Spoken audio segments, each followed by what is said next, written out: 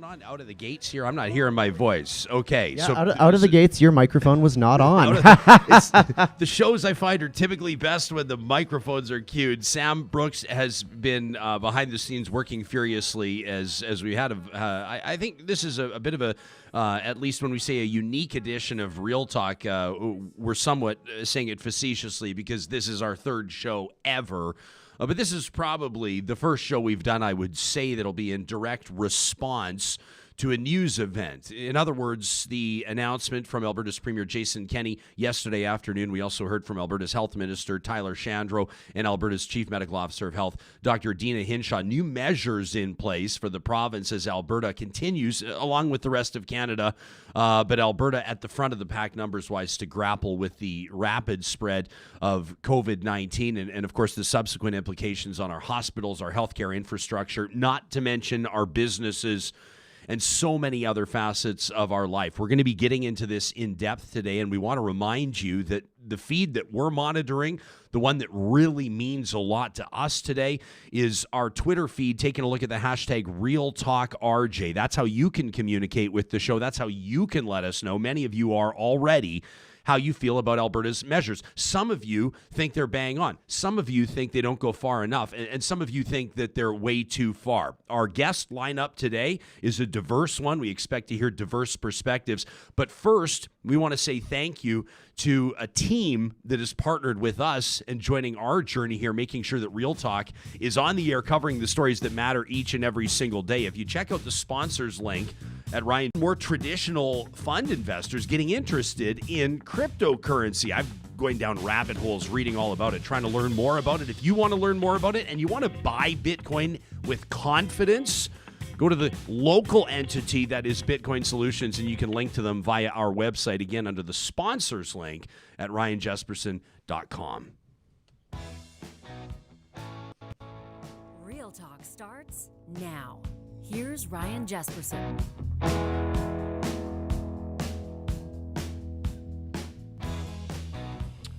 Just before 5 o'clock yesterday afternoon, Alberta's Premier Jason Kenney addresses the province, and obviously an attentive audience, I think, as Albertans from down south in Cardston all the way up to Cold Lake were wondering what steps the Alberta government was going to take as Alberta's COVID numbers continue to surge. A couple of days in a row, as you've been hearing, as you've been seeing here on Real Talk, 1,500 plus new cases. Yesterday, Alberta's numbers down a little bit, just over 1,100. We've still got about 350 Albertans in hospital with COVID-19, and Alberta's ICU beds about, at least yesterday, 66 Albertans in ICU care with COVID-19. We'll be talking to, as a matter of fact, the first Alberta MLA to join us here on Real Talk. It'll be out of Cypress Medicine Hat. United Conservative MLA Drew Barnes, our guest, coming up in just a few minutes. We're going to get the business angle today from entrepreneur Emma May,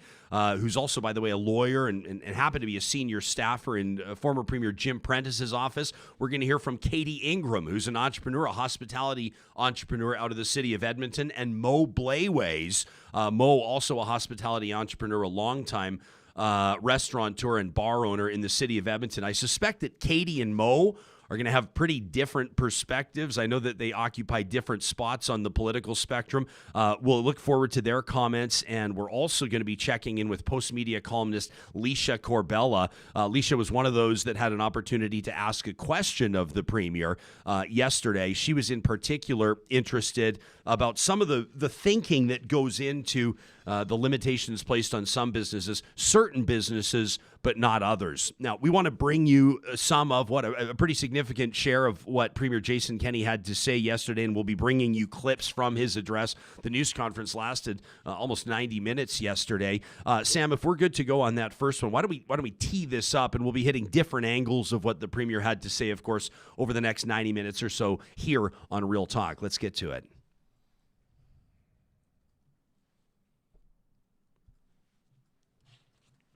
Gatherings, worship services, businesses, schools, and all Albertans. Believe me, these steps are not being taken lightly, and I certainly didn't go into public service, nor did any of the people sitting around our cabinet table, in order to impose restrictions on how people live their lives. but we believe these are the minimum restrictions needed right now to safeguard our healthcare system while avoiding widespread damage to people's livelihoods. We are doing everything we can to strike that balance. The first set of restrictions will target social gatherings across the province. Let me just be absolutely clear about this. Social gatherings are the biggest problem. Many people may think that a family dinner or get-together with friends is no big deal. It's just normal. And, we don't imagine when we gather with family that people are going to be transmitting a virus like this. But it is the key reason why COVID-19 is winning. These gatherings in the home continue to be the largest source of transmission, and so they must stop now. That's why, effective immediately, no indoor social gatherings will be permitted in any setting, and outdoor social gatherings will be limited to a maximum of 10 people. Let me repeat, no indoor social gatherings will be permitted, period. We are limiting attendance as well at funeral and wedding ceremonies to no more than 10 in-person attendees, and receptions will not be permitted. I know this is a terrible sacrifice for so many. Perhaps some of those who've been planning weddings over the winter can think about perhaps rescheduling those into the spring, hopefully after the positive effects of the inoculation vaccine program. But for those grieving, I know this is a particular sacrifice to make, but we have learned here and around the world that weddings and funerals, given their intimate and emotional nature, are some of the largest causes for widespread transmission. It isn't. This is not a preference. This is just a reality to which we are responding. This restriction applies across the province, and it is mandatory.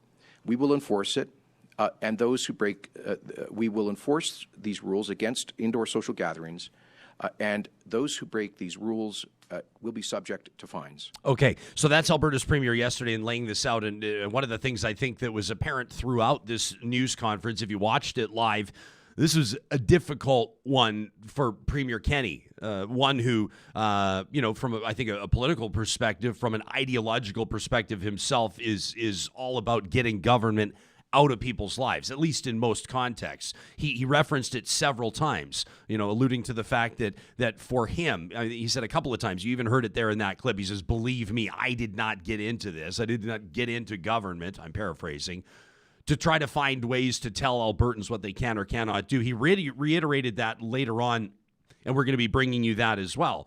We're talking about things like weddings and funerals. We know, at least as best we can.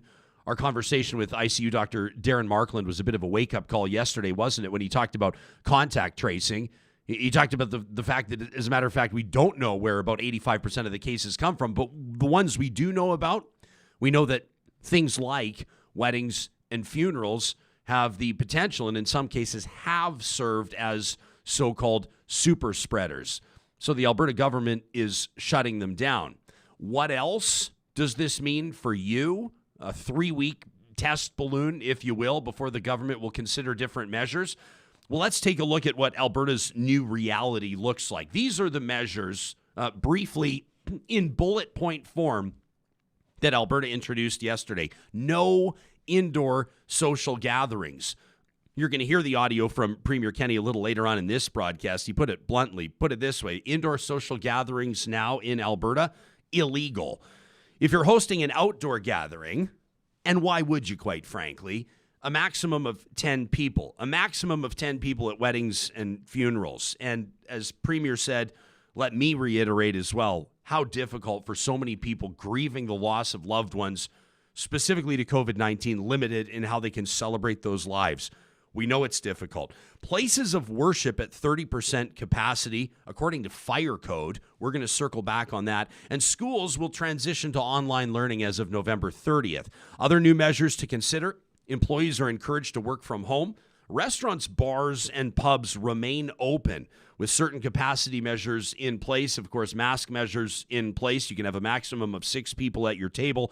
If you all live together, they can't serve you booze past 10 o'clock. They've got to close at 11. Retail will remain open at 25% capacity, again, per fire code. This is big for retailers, I'm sure, leading into December, the Christmas month. Is it counterproductive on Alberta's numbers? I'm curious to know what you have to say about that. Casinos remain open with slot machines. Blows my damn mind. Theaters remain open, as do museums, some other facilities. Gyms and fitness facilities may remain open for private classes only. In other words, you and your personal trainer, if you have an appointment, you can keep that. Be sure to consult with them, but no group classes and no sports. Now, to give you a sense of what this means for places of worship, and this is another one where I think it was obvious Jason Kenney was having difficulty yesterday. A big part of the United Conservative base are people of faith. That's just a fact. Nominations were successfully achieved and ridings were successfully won with big support from faith communities. And so they're keeping them open, despite pleas, I know, from a lot of people to include churches, synagogues, cathedrals in some of the facilities that are listed with regards to closures. What does it look like with a place of worship at 30% capacity of fire code? Well, I grew up, my family did, attending First Alliance Church in South Calgary. It's one of the super churches. First Alliance Church is as close as you get to the big Texas churches here in Alberta. First Alliance Church, with a fire code capacity of 2,300, could still welcome 759 worshipers so long as they were masked. 759 without contravening this new provincial directive. Center Street Church in Calgary could welcome 1,100 worshipers under the new regulations. St. Joseph Basilica in Edmonton, you know where Wayne and Janet got married? 363 worshipers could still attend Mass at St. Joseph's Basilica. The Baitan Nur Mosque down in Calgary could welcome 500 worshipers. And in Red Deer, big, beautiful church, Crossroads, you know the one, 346 people could attend services on Sunday per these new regulations. On the text line, to basically the hashtag we're using, Real Talk RJ, we're going to be taking a look at what you have to say. You can let me know what measures you believe the province got right. You can let me know ones that you're concerned about. You can let me know what you made of what you heard yesterday. We're going to be talking to United Conservative MLA out of Southern Alberta, Drew Barnes, coming up in just a few moments. First, Sam, why don't we recognize another one of the partners that are keeping us up on the air this morning. We're grateful for the sponsors that have joined us on our journey, and that includes the team at Local Waste. Now, this is getting exciting because we're getting closer and closer to our first Friday show. And Friday shows are going to include a segment called Trash Talk. It's a feature segment where you can get stuff off your chest. You write it to me, pound it out in an email to talk@ryanjesperson.com. We've got a few of them already. Did you notice our folder is growing? Oh, is it ever? Yeah. Just wait till people hear the first edition of Trash Talk, Sam. We're going to be hit with an avalanche of angst, and we want it. We want you to get it off your chest. Well, the team at Local Waste is proud to sponsor Trash Talk. They're an independent organization that's owned and operated by local families that are taking on the big multinational garbage corporations, and they want your business. In fact, they want it so bad that the owners of the company want you to call them directly with any questions. So Chris and Lauren Labossiere are available to talk to you at 780-242-9746. And if you missed that number, all you need to do is check out the sponsors link at ryanjesperson.com. Sam, do we have MLA Barnes set to go here? Is he going to be dialing in on Zoom here in the next little bit?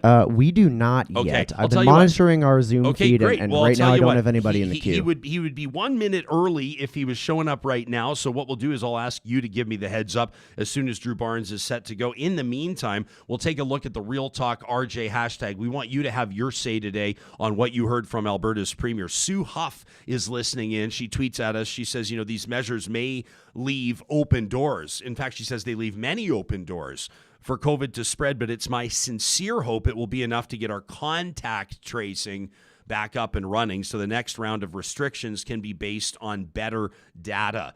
Sue says, I'm also so relieved that my hubby can stop playing COVID roulette at work. How many of you are playing COVID roulette every single morning when you go to work? Did that change for you? I'd be curious to know with yesterday's announcements. Sue goes on to say things I wish that Premier Kenney would have announced: all religious services online. She says, churches should pay to add the 1-800 number to Zoom so even those without internet can dial in. She's even got that figured out. She says she'd like to see all dine-in restaurants and bars closed. She says takeout or curbside pickup is okay. She would have liked to see school boards consulted and included in the planning.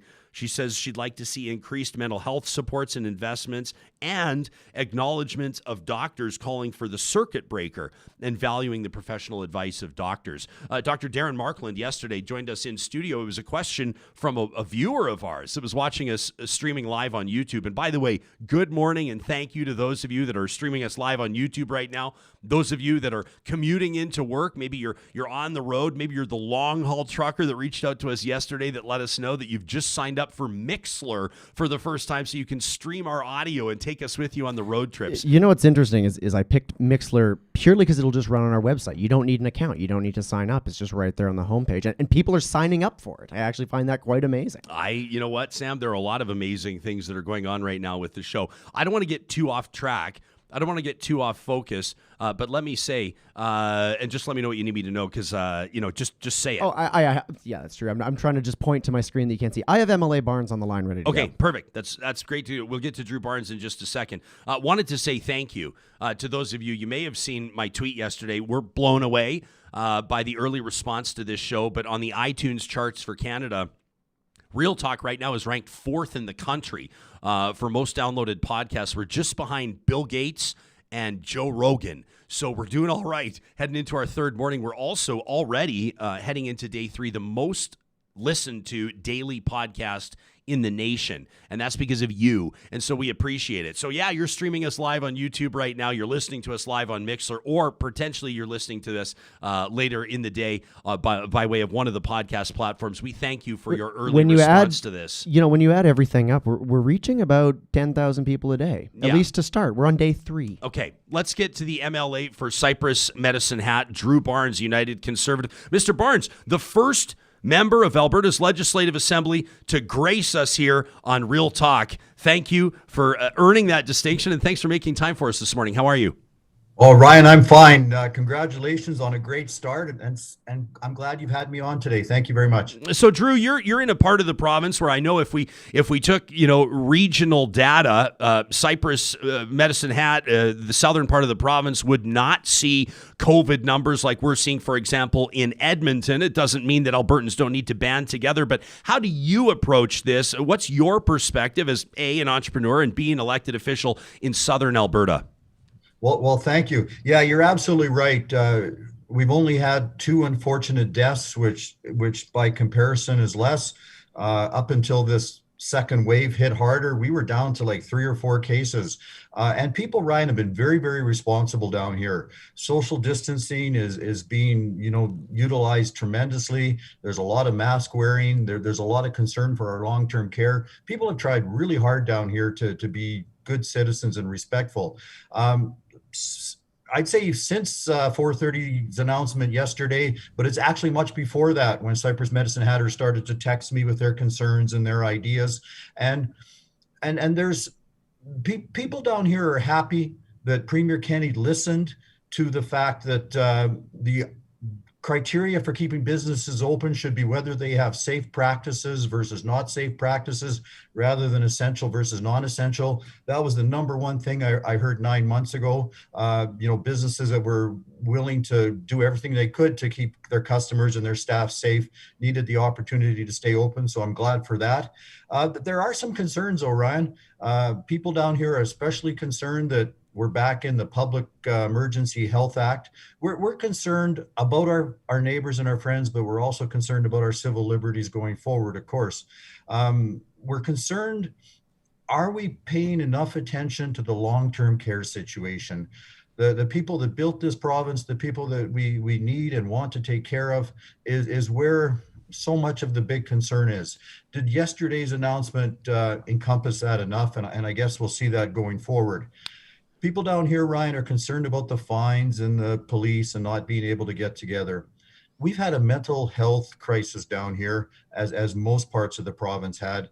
It's so sad what some families have had to go through and individuals, and we don't know where this is going to end up. And of course, humans, we need to connect. We need to be together. So we're concerned that small cohorts, young kids, that will deepen, that will get worse. And so we want some facts and some attention on that. When I talk to two people that, also people, Ryan, that have been following this for a long time, they're concerned that after 9 months of pandemic, that Alberta Health Services wasn't able to refocus on making sure that our health system doesn't get overloaded.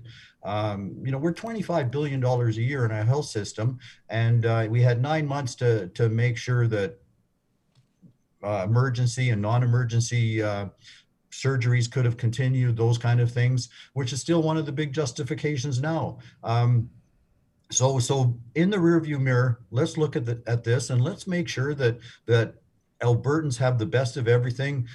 We should. We work hard. We deserve it. Drew, what would the refocus look like in your mind with regards to? I mean, sort of the impression I think that you give off there is that you believe that the strain that the healthcare system is feeling right now is on the healthcare system and not on the reality of what is causing the strain. What would a refocus have looked like, in your opinion? What do you think would have been doable that wasn't done, at least to this point? Well, in the healthcare system, I mean, I think there's we could have focused on some publicly funded, but some privately delivered people who would have been ready to provide these emergency and non-emergency surgeries that aren't related to COVID. I think we also need the opportunity to get some information out that people can make some decisions on, or people can at least hang their mental health hat on. It's a crazy media world now, as you know better than anybody, and it's hard to get information that you can rely on. And I think that going forward, we have to make sure that happens. And I think going forward, we have to make sure that Albertans have the opportunity to be heard. I've talked to many, doctors have come out recently on both sides of this issue. Doctors have come out, great concern for the mental health, mentioning that healthcare parts aren't overwhelmed right now. And we've got to be careful. We got to make sure that we can take care of every single Albertan. But did we do enough in the last 9 months to make sure that we could do that? Drew Barnes, our guest, MLA out of Southern Alberta for the governing United Conservative Party. Travis is listening, and Travis says, he says, I appreciate the efforts to keep businesses open. He says, I commend the government for making this a priority considering the upcoming shopping season. No kidding. Travis goes on to say, though, however, the government could have gone for low-hanging fruit by closing churches and making masks mandatory province-wide. Drew, I don't want to assume that you feel a certain way about something, but do you believe that churches should remain open? I dropped some numbers that are astounding. I mean, there are churches in Calgary and Edmonton that could still welcome 750 worshipers in, following the rules. And how do you think your constituents would feel, or how do you feel about a mandatory mask directive province-wide? Okay, well, I for one think that churches and places of worship should be allowed to stay open. My belief is the number one way to prevent the spread of COVID is social distancing. And if a church's capacity, is only filled up to a third, the churches I've been in since this hit are very, very respectful for ensuring that social distancing continues. So I absolutely think that with the correct social distancing and the proper hand sanitation and all those things, absolutely, they need to stay open.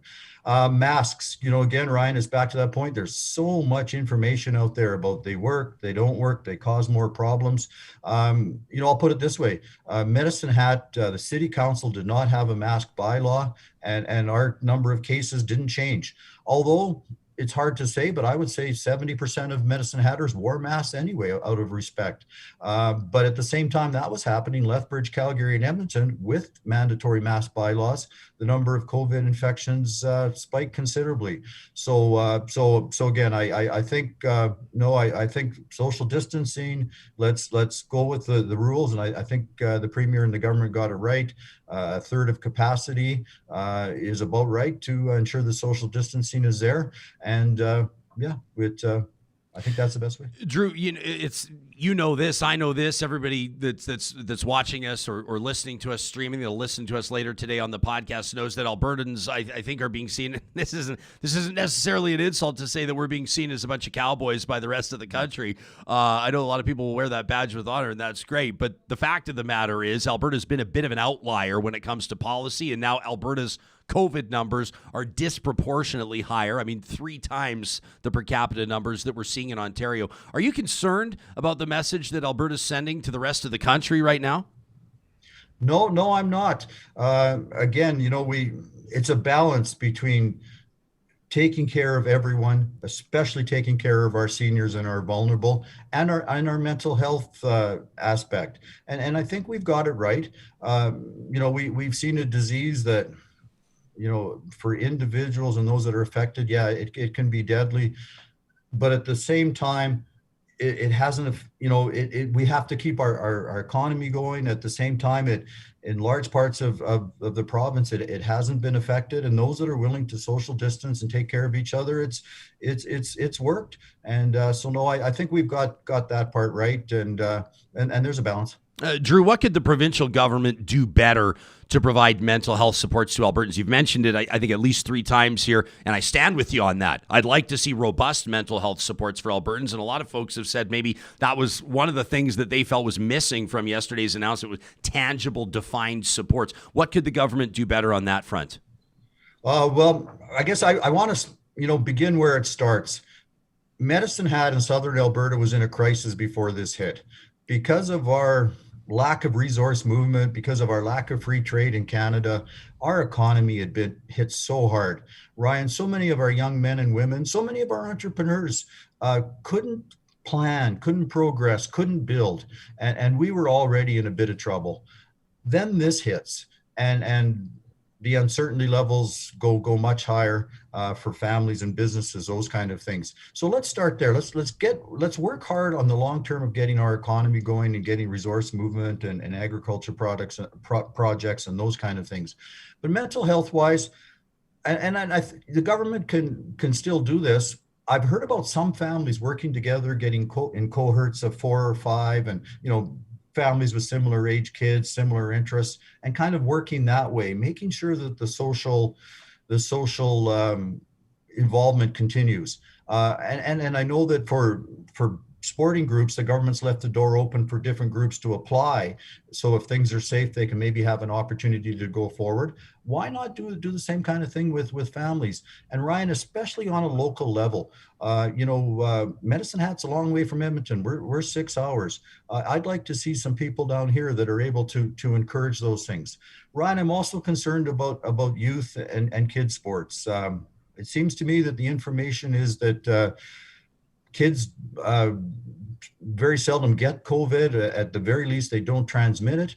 I'm concerned about them losing their sports over the next little while. So I know we have a review date of December 12th or December 15th or something like that. I would ask the Premier and the Cabinet and the Health Minister to look long and hard at that. And let's ensure that our kids, our youth, have their opportunity to engage in sports and get-togethers, and continue the things we need to do as humans and as Albertans. Drew Barnes is the United Conservative MLA out of Cypress Medicine Hat. And Drew, you will go down in history as the first MLA to ever appear here on Real Talk. We thank you for your availability, and have yourself a good rest of the week. Ryan, thank you very much. You too. I want to fact check something quickly. Obviously, just with regards to children spreading COVID-19, we do know that young people can spread COVID-19, but they're at a much lower risk of a grave illness. We take a look at the Real Talk RJ hashtag, and it's good to see so many of you chiming in on the conversation this morning. Alex wonders, looking back over the restrictions announced yesterday, what was so complicated that the announcement had to be delayed? What required an 8-hour meeting? He wonders, was it so the speechwriters could have ample time to spin?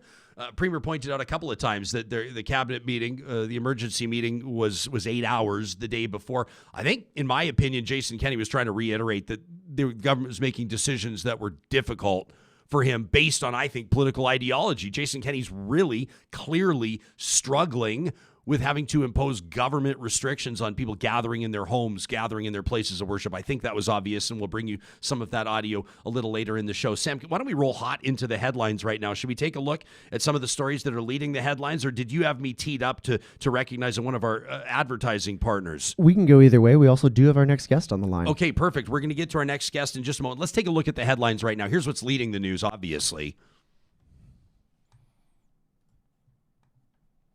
Whoa. Don't sweat it. We're supposed to have some really cool. I always wanted news headlines to come in with like a big sort of a drum fill. Tour the toms, hit the cymbals a little bit. Something a little like this. But I'll tell you. Yeah, there you go. And it's okay to be a little silly rolling into news headlines, because the minute that I start dropping the information on you, you're going to feel like I do, which is just like, right? Social gatherings are illegal. It sounds sensational, but social gatherings indoor are illegal in Alberta now, at least for the next 3 weeks. And if this doesn't work, by the way, the government says it'll implement further measures. I know some of you are saying you should get there now. What's the delay? $1,000 fines could be the reality if you're going to host an outdoor gathering. First of all, don't. But if you're going to, it's got to be 10 people or fewer. Same with weddings and funerals. You just feel for the people. Number one, I guess planning weddings, it's a tough time to be there. People say just reschedule. You go, but it's our wedding. Friends of ours, Matt and Ashley, congratulations, just got married in their kitchen the other day. Just the two of them. It was beautiful. It's different. Maybe not what they always envisioned, but it was beautiful nonetheless. Funerals, 10 people as well. Houses of worship can gather with 30% capacity per fire code. That's one that a lot of you are sticking on today on Twitter, and we're going to get to more on that in just a moment. Sam, we'll give you a second to tee up the next clip we wanted to put in front of our viewing and listening audience this morning from Premier Jason Kenney yesterday. We're just a moment away from checking in with Emma May. Emma's got a really unique perspective. She's had experience in government, in a senior staffer position in the Premier's office in Alberta. She's a lawyer. She understands the law, and she's an entrepreneur. So she understands the plight of business. That's an important perspective that we wanted to get today. And so we're looking forward to talking to Emma in just a moment. Sam, give me a thumbs up when we're ready to go there. We're good. Okay. This is another minute or so from Alberta's Premier Jason Kenney. In case you missed it, this was just yesterday evening. Albertans, let me be blunt. We will impose stricter measures, likely in about 3 weeks' time.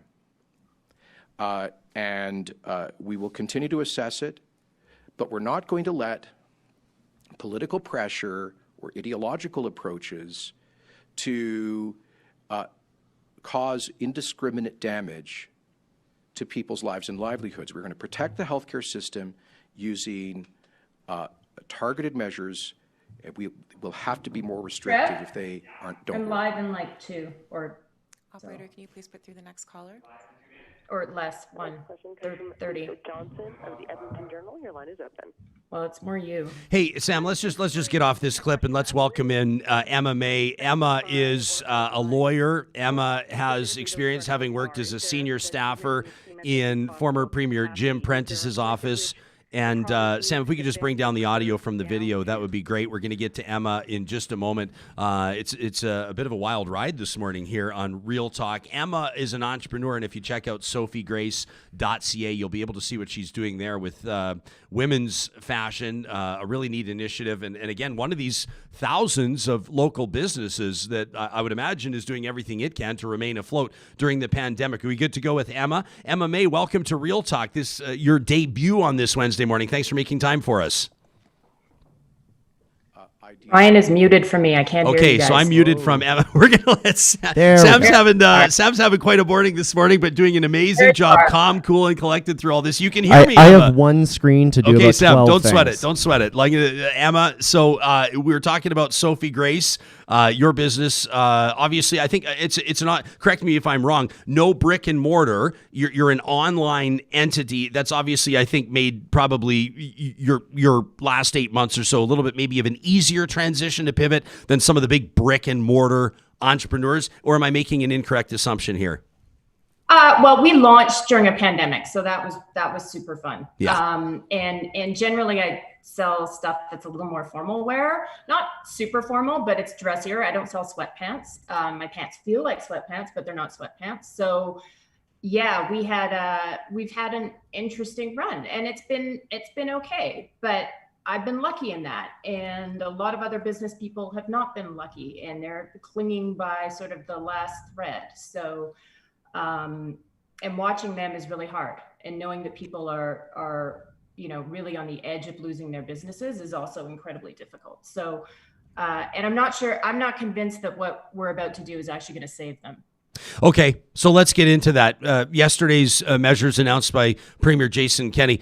Where did the government hit the nail on the head, and where did the government miss the mark? Well, I do think that restriction of the social gatherings within people's homes is huge.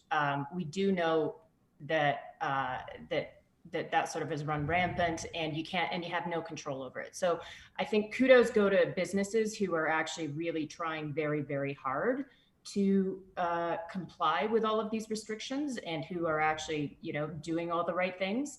The premier said we don't have, records of people getting sick at their, unfortunately, we don't really know that because we lost control of contact tracing. So I'm not sure we actually have a really great sense of where all of this is happening right now.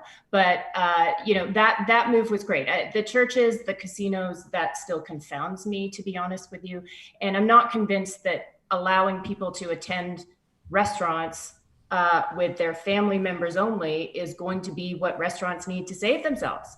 I think they need actually financial support, and maybe rent supports and things like that. And maybe we need a harder lockdown in order to actually get through this. The jurisdictions that are now open and where people are doing really well and people are attending rugby games are jurisdictions like Australia and New Zealand and Taiwan that had a pretty hard, snap lockdown on this. And now things are back to normal. So I just fear that by dragging this out, we are not giving businesses what they actually need to survive.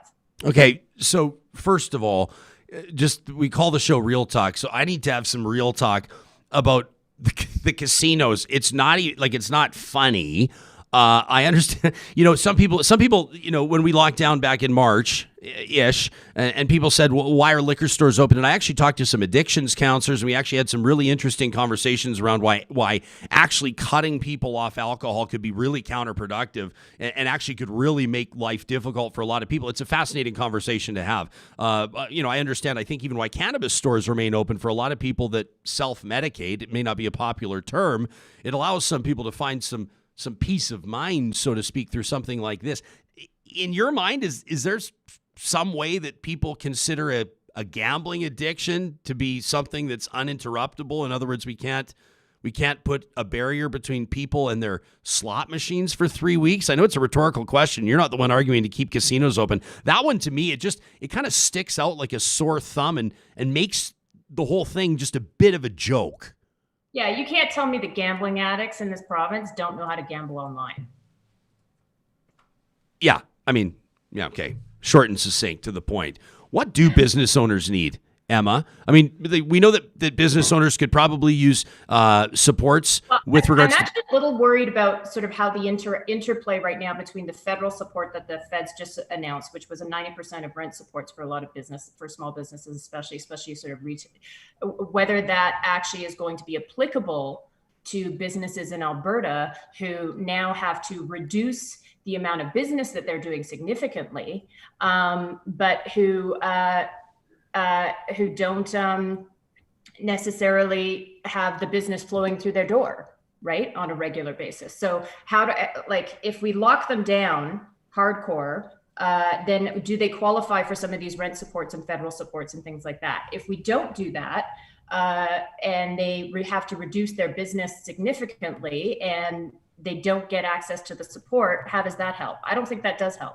So I'd like to see how that rolls out and how that integration works. I talked to MLA Drew Barnes just before I talked to you, and he was, he was somewhat critical of Alberta's healthcare system, of the delivery system itself, saying he wishes that it could have better pivoted so as to be able to... We only have so many doctors, Ryan. We only have so many nurses. Like you don't magically reinvent these people. So I mean, you can open as many new beds as you want, but if you don't actually have the staff who are trained and capable of doing that, then I don't know how you possibly could keep up. Our staff are running at like the edge of their rope. You know, my neighbor's an ICU doc, and they're just, you know, it's painful to watch what they're going through and what they're trying to go through right now to keep things going. And this idea that somehow we could have better managed that with, I don't know what, like doctors leaving. Well, yeah, I mean, that's a whole other, if I start getting into talking about doctors leaving, I'm going to blow my top and the whole show is going to pivot and we're going to need to add another hour. But MLA Barnes did, I mean, he spelled it out, which I appreciate in an interview. I said, you know, what would you like to see or what could alleviate the pressure? And he said, well, I think that, you know, private delivery of a lot of these surgeries, which is a contentious issue here in the province of Alberta. And as a matter of fact, I'm not entirely against some private delivery of health services. I think now is a bit of a contentious time to bring that up. When you were a senior staffer in former Premier Prentice's office, was the government at that time even considering more privatized health delivery? Is this something that there have been rumblings out of Alberta's Premier's offices, maybe save Rachel Notley for the last 10 years? Not really, but let's be clear about what private delivery is. Private delivery of a public service exists to date. Many of your radiology clinics, many of your, your family physician does private delivery of public service. There's one payer there. So that exists right now. So, you know, I'm not quite sure what he's talking about. Is he talking about then, you know, that the public purse isn't paying for these services, that they are privately funded? So that's where the contention arises when we talk about these things. It's not that doctors set up their own sort of private facility. It's that who is the ultimate payer at the end of the day? Is it an insurance company or is it AHS? You know what? I mean, right now at this point, I think that people are most concerned. We talked to ICU Dr. Darren Markland yesterday here on the show, and I will say he was copacetic. I mean, calm, cool, and collected, but you could tell there's a smolder in his belly right now. You wouldn't be able to tell it on the surface, but I believe that right now, physicians, surgeons, nurses, hospital personnel, paramedics, firefighters, everybody involved in the service delivery model, I think right now is number one, looking at the numbers currently and very concerned, and number two, looking at rates of infection now, which means that hospitalizations and ICU admissions are probably going to spike 2 weeks from now. And I think maybe one of the last things that they probably want to hear about right now is more existential or big picture, 10,000 feet bird's eye view conversations on healthcare delivery. I think right now they're looking at immediate measures, and that's probably where they want the conversation focused. Yeah, and they're looking at their colleagues and the burnout rate and the fact that, you know, we've got nurses who get exposed and then they have to quarantine and then other people have to take their shifts. And you have this constant back and forth right now with the staffing that we do have. And that, you know, they're doing yeoman's work. We don't see it. I think there's a lot of mythology out there right now around the fact that, you know, people are sick. We did a really great job when the pandemic first came here. We prepared for ICU beds like crazy, and we did not hit that surge because we did the right things. We did all the right stuff. The lockdown, as you know, crap as it was, actually worked. But of course, that sort of fueled this idea that somehow we don't need any of that, or that the problem doesn't exist. You know, and people are, you know, the disinformation that's being spread about this is, you know, really pretty sad. Like the fact that even MLA Barnes suggested that somehow masking is, you know, that there's different science on that. There is no different science on masking. Masking works. Masking helps. Masking reduces your ability to get exposed to a viral load. So there is no, you know, there's no dispute. You know what? about that. I'm finding unfortunate, Emma, is yesterday Premier Jason Kenney invoking the Charter of Rights and Freedoms, and people are talking about liberty, and people are talking about the constitutional right to assemble, or the constitutional right to do business, or the constitutional right to travel, and to me it strikes me as a bit of a red herring, and I think it's counterproductive to public dialogue to turn this into some sort of an exercise on freedom, right? It's supercharged language. We have a very clear constitution, Ryan. Our constitution says that you can impose reasonable limits on freedoms in moments like this. And there is a reasonable limit would be there is a pandemic that is killing people. And we need to control the spread of the pandemic, or we're going to lose even more people. And we're going to shut down business. And so the impact on business here isn't necessarily that, this short, sharp stuff, right? The impact on business, that hurts, but this sort of ongoing uncertainty is also a huge, huge problem. We're coming to the end of this. We know that vaccines are on the horizon. We know that we can get through this. We know that there is light at the end of the tunnel. The problem is right now, we're going to have a really dark winter, and it's going to suck. And we need to get super prepared for that. And I'm not sure that I think we're pretending as though that's, we're just going to do a few little things here and it's going to be okay. But anyway, constitutionally, it's, that's not true. You can impose reasonable limits. The government has always had the ability to do that. And, a public health crisis is probably going to pass that test. Yeah. Let me ask you in closing, we're going to be talking to a couple of restaurateurs here on the show. Katy Ingram coming up in just a few minutes, Mo Blayways after her. Emma, you're an entrepreneur. You do a lot of business outside of the hospitality industry. What's your message to your fellow entrepreneurs in Alberta right now? December's a huge month for entrepreneurs. Yeah. So, you can't ask business needs to make money. That's what business is in business for. They're in business to make money. They're in business to pay their people. They're in business to provide they're here to provide a service. So, do what you can to survive. The rules are the rules, and it doesn't appear that they're going to be revisited anytime soon.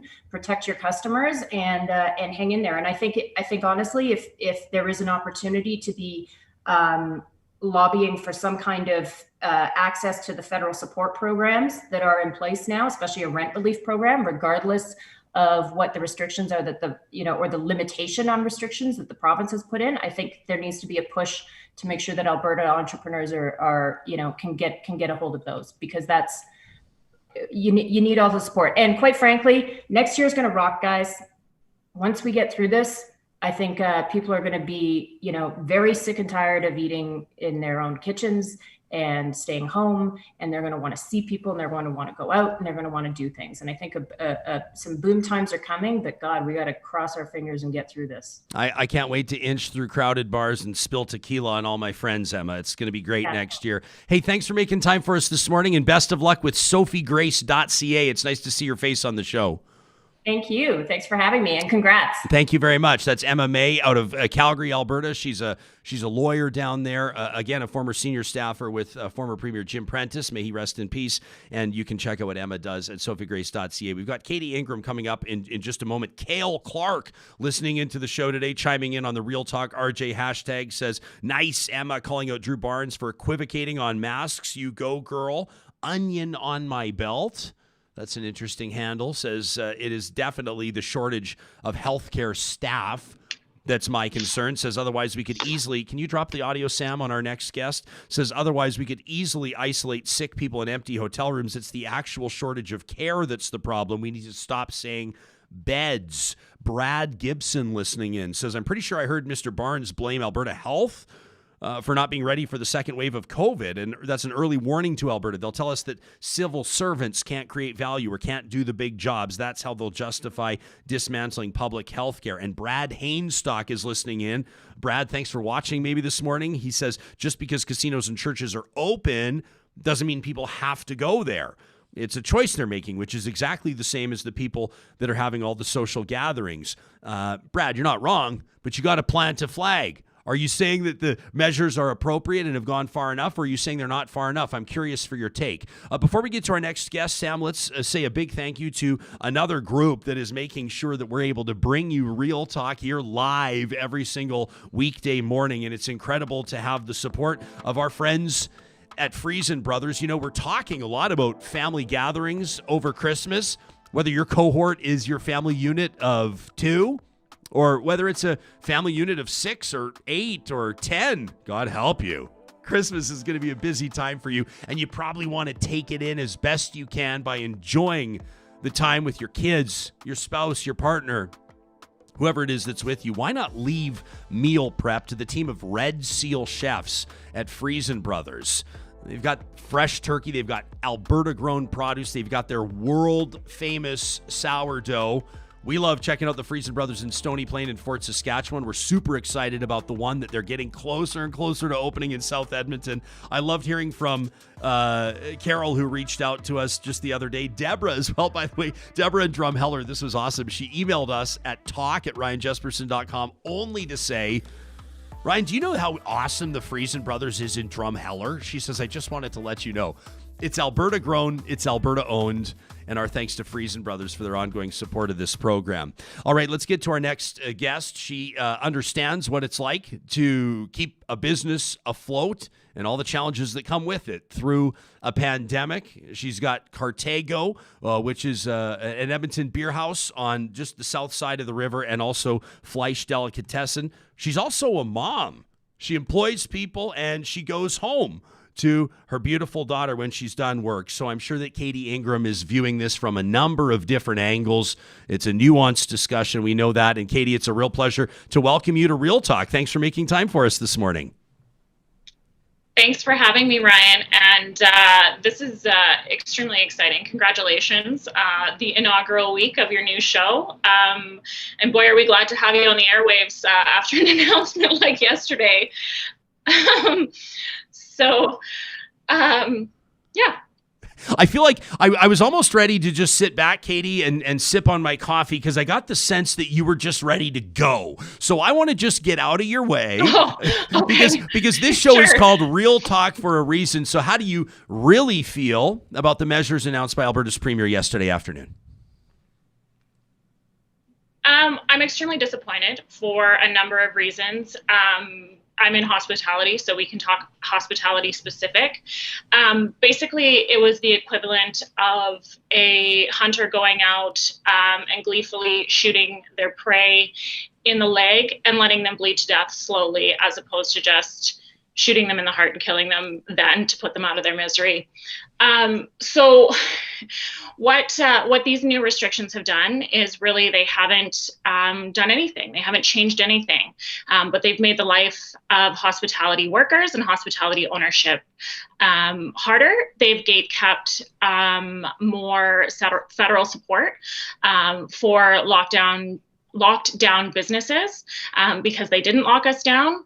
And it's just a lot of confusion and a lot of extra work to be put onto hospitality workers' shoulders, with the addition of now having to police who's coming from the same household and who's in their cohorts, which is actually a question that I posed to AHS in June. I said, now that we have these cohorts, who is to be policing that people coming into restaurants are just coming with their designated cohorts?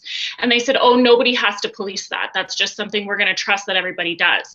So here we are back to personal responsibility, and we're going to get nowhere again. And with the healthcare situation collapsing the way that it is,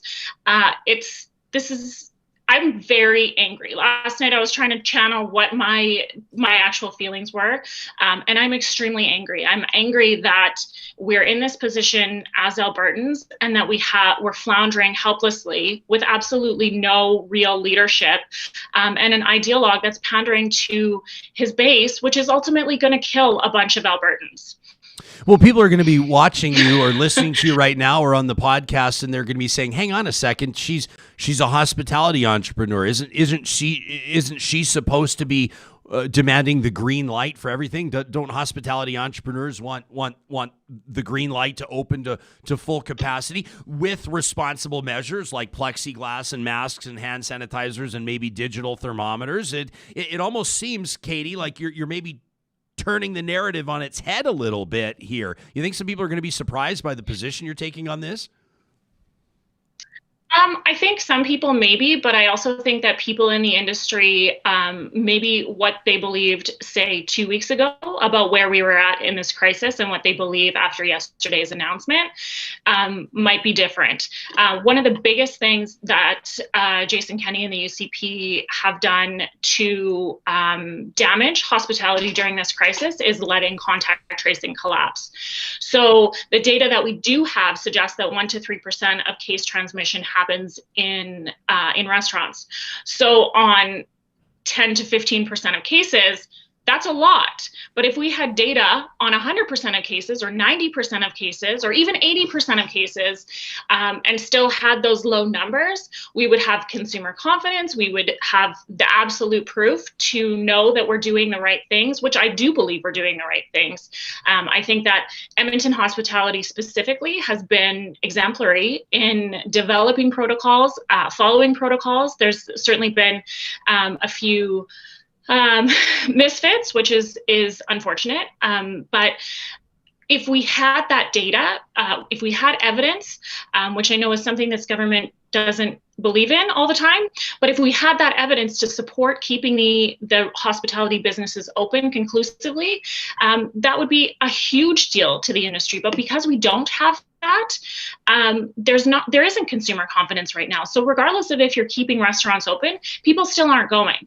And the people that are going are either going because they feel bad for the people who work at the restaurant or the people who own the restaurant, or because they do not care or don't believe that COVID is a thing, and they are putting hospitality workers and the general public at risk. So this was a huge and complete failure of leadership on the UCP's behalf. And it's really because they're at the behest of a special interest group, Restaurants Canada. And I think Restaurants Canada is going to have a real come to Jesus moment with their independent owner-operator members after this, because what they're doing is they're lobbying not to have a lockdown. Well, their board members consist of 7-Eleven. So last I checked, 7-Eleven wasn't a restaurant. Regardless of how many times I stress eat chips for supper, they're still not a restaurant. So the fact that they're being able to dictate to government how restaurants should be operating throughout this crisis, when it actually has zero impact on their business, is a huge problem. And the fact that no one else in the industry is being consulted except for that very specific special interest group, who is then expected to communicate out to the industry on the government's behalf, is absolutely asinine. And it's for those people that aren't familiar with Restaurants Canada, this isn't like a professional association. This isn't like, okay, you become a financial planner and then you're part of the Financial Planning Association of Canada. This is a paid member group, which has which specially lobbies different levels of government for different interests that are really not necessarily in the interest of all restaurant owners. And one of the big things is they're not in any way in the interest of hospitality workers. And the people that are most affected by this crisis from a healthcare perspective in the hospitality industry are hospitality workers. And nobody is out there saying, how are we going to take care of these hospitality workers who have now seen a dramatic decline in their income because people are not coming out, and their businesses aren't going to be shut down. So the businesses that they work in are not getting the lockdown support. So they may not exist after this. And they're not doing anything to specifically say, this is how, if we're making the choice as a province for hospitality to stay open, this is how we're going to take care of hospitality workers. None of that is included.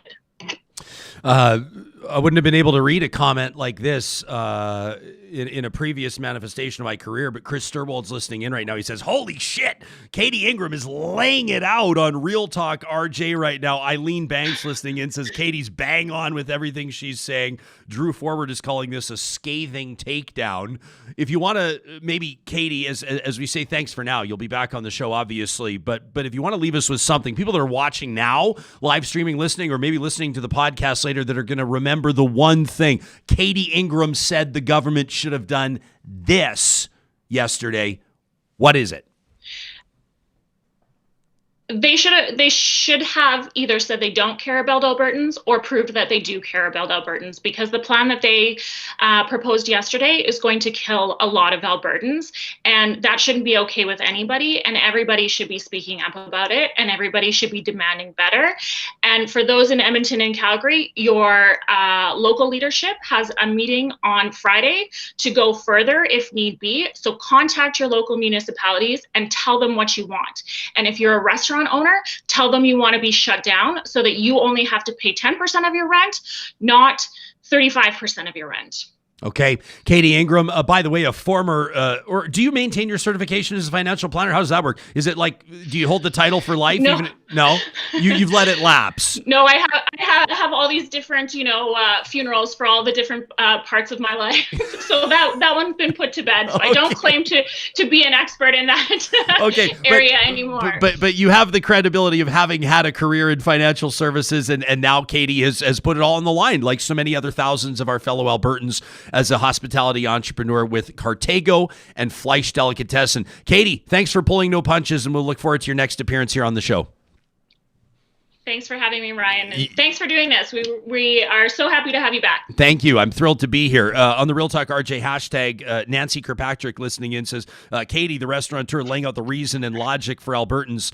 She says, I wish Jason Kenney had spoken to her. Thank you, Real Talk, says Nancy. We need real leadership. What we're seeing right now is not helping entrepreneurs. And I want to give credit to Brad. Brad Hainstock's listening in. Remember before he said, people can choose. He says whether houses of worship are open or not, people can choose whether or not they go there. And I said, yeah, but Brad, are you saying that it's good or bad? And hey, he followed up, which I love. If I ask you for a follow-up, you give me the follow-up, we'll push that out to the people. So Brad says the only thing I would have changed, he says, is I would have added a mandatory mask requirement for the province. He says, other than that, I hope I don't need government to tell me that I need to do the right thing to protect the more vulnerable. That from Brad Hainstock, who hashtags flag planted. That's a job well done, buddy. And thanks for listening or watching to the show this morning. We appreciate it. Before we get to columnist Licia Corbella, we're going to bring you a couple of the news headlines, including basically, if you just want to know how the game changed yesterday, if you're just going all the talk, you want to sift through everything and you want to know what actually changed, we're going to get to that in just a second. But right now we want to recognize another one of our building sponsors. This is a sponsor that's been with us since the show launched. As a matter of fact, since before the show launched. And we're grateful to have the team at St. Albert and Sherwood Dodge driving Real Talk through our first week and beyond. This is the season. I mean, I don't know what it looks like in your neck of the woods. We got a notice today that some of our viewers are tuning in from Edinburgh, Scotland. I don't know right now if the snow's falling there. I know that last night we had a beautiful dusting here in Edmonton, southern part of the province, and some of the pockets seeing the same conditions. Now's the time to make sure that you have the confidence that a Jeep can provide. I'm driving a 2020 Jeep Grand Cherokee right now from the team at St. Albert Dodge. I absolutely love it. And what I love most about it is I don't have to think about the safety elements behind it. This thing basically has measures in place to ensure that my drive is safe. And when I've got family in tow, that's the most important thing. I know I don't have to tell you that. So whether it's sales or service that you're looking for, the teams at Sherwood and St. Albert Dodge are all about relationships. Go see Scott and his team today and tell them that Jespo sent you. Let's quickly take a look at the headlines, Sam, before we get to Postmedia columnist Licia Corbella. The story, obviously, that everybody's paying attention to in Alberta right now. New measures announced by the government of Alberta by way of Premier Jason Kenney.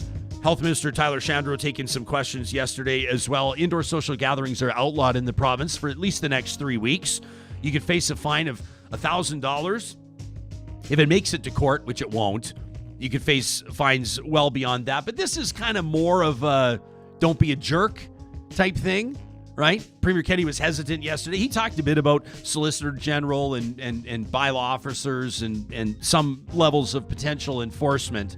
But for the most part, Alberta's Premier says there won't be a snitch line, and we're asking people to comply.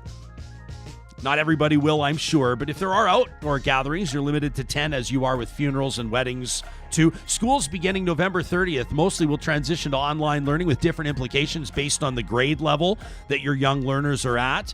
Places of worship can remain open at 30% capacity based on the fire code numbers. So that means that in some of Alberta's super churches like First Alliance down in Calgary, St. Joseph's Basilica here, Crossroads in Red Deer and others, I mean, they have the potential to still welcome 700 or 800 worshipers in. I think that's a problem. The government is asking you if at all possible to work from home. Restaurants, bars, pubs, and lounges remain open with limitations in place around cohort groups and times of liquor service, which closes at 10 o'clock. Can somebody help me understand that one too? I don't really get it. Like, I can get wasted and sloppy and sneeze all over everybody at 6 p.m., right? I'm not sure I understand that one. The businesses that are closing right now will no doubt look at those that are remaining open and want some explanation as to why that may be the case. And certainly that gives us a nice segue to our next guest. Licia Corbella had an opportunity yesterday, not just to take in the Premier's address like the rest of us, but she had the opportunity to ask a question. And she's been writing in her column for Postmedia and the Calgary Herald about the plight of retailers. Heading into December, I mean, this is the biggest month for retailers, bar none, by a mile. So how do they feel about the announcements, the restrictions announced yesterday? Licia Corbella making her debut here on Real Talk. Thank you so much. I'm going to jump in right here. Okay. We don't have her on the line yet. Okay, you got got to Mo let me know. Blayways ready to go. Okay, well, why don't we do that, Sam? Yeah. We'll get to Mo Blayways. Yeah, that's fine. We can pivot. So Mo Blayways is a personal friend of mine. Mo is also a restaurateur. He's an entrepreneur with First Round, which is like a sports bar, kind of a restaurant here in Edmonton. And he's just opened Five and Dive, which is a really cool concept on Bourbon Street in West Edmonton Mall. Here's the thing that'll make this particularly interesting as we go back to back on our guests. Katy Ingram taking some pretty big swipes at Restaurants Canada. Do we have Mo ready to go here? I am waiting for his video to connect. Okay, waiting for the video. Yeah. That's fine. I've got a ton on Twitter here that I can get to. So again, at the Real Talk RJ hashtag, and what I was going to say is that Mo is, I'm sure, going to have some things to say. If memory serves me correct, I think he was the founding president of Restaurants Canada, but I'll confirm that with him in just a moment. Julie Rohr is listening into the show. She says this from a restaurant owner in Edmonton. She's quoting what we just heard from Katy Ingram. The plan they proposed yesterday is going to kill a lot of Albertans. That shouldn't be okay with anybody, and everybody should be speaking up about it and demanding better. That from Julie. Nicholas is listening in, and he says, it looks like my, quote, wedding or funeral will just be during a Sunday church service with a few hundred attending. Nicholas is making a good point. Does it make sense to anybody that a church can welcome in 700 people for worship on a Sunday morning, but only 10 people for a wedding or a funeral? Does that make any sense to anybody? Let's talk about restaurants. Let's talk about hospitality. We know that there are more than 13,000 hospitality establishments in the province of Alberta, and a striking statistic, Jason Kenney yesterday claiming that up to 40% of them fear that they may be forced to permanently close if a lockdown were to be put in place, a second lockdown here in the province of Alberta. As mentioned, Mo Blayways is the owner of First Round and the new Five and Dive that just opened on Bourbon Street in West Edmonton Mall. Mo, welcome to Real Talk. Thanks for making time for us. Thanks for getting back on the air. It's about time. Yeah, it is about time, and I appreciate that. Did I get that correctly, Mo? I got to be honest. I was going off the top of my head. Were you the founding president of Restaurants Canada? No. I was the founding president of the Old Strathcona Hospitality Association. Got it. Right. But big difference, a lot less members. Yeah, but you are affiliated with Restaurants Canada, correct?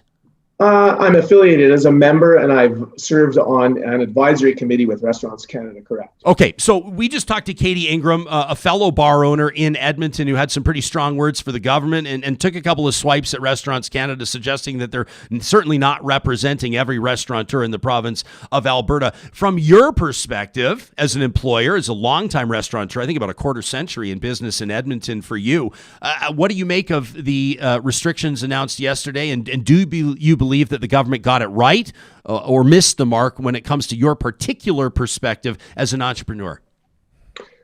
Well, I think as an entrepreneur, I think the government had the impossible task of trying to balance off, public health and allowing people to basically keep their livelihoods going. And I don't know that there is a right answer. There's only an answer that, they can take all the information they have and all the evidence they have and try to do what's right.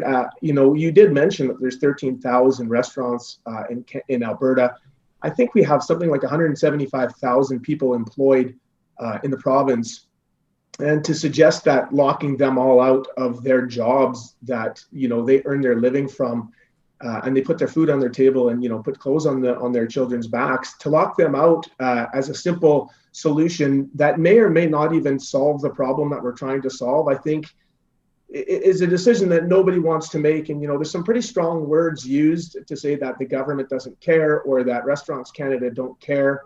I quite frankly, I think that's ignorant, and I think it's putting a lot of people in a big bubble, and I don't share that opinion whatsoever. So I think those that want to close have every right to do that. And unlike your guest, I wouldn't judge those people because I think they have to do what they have to do in their best interest and in the best interest of their staff and their loved ones.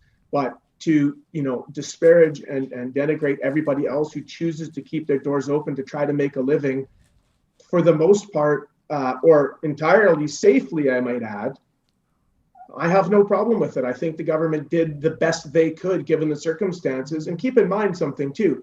They didn't make this decision in a vacuum. This is modeled on BC's policymaking too, which happens to be an NDP government, which I think would please some of your guests.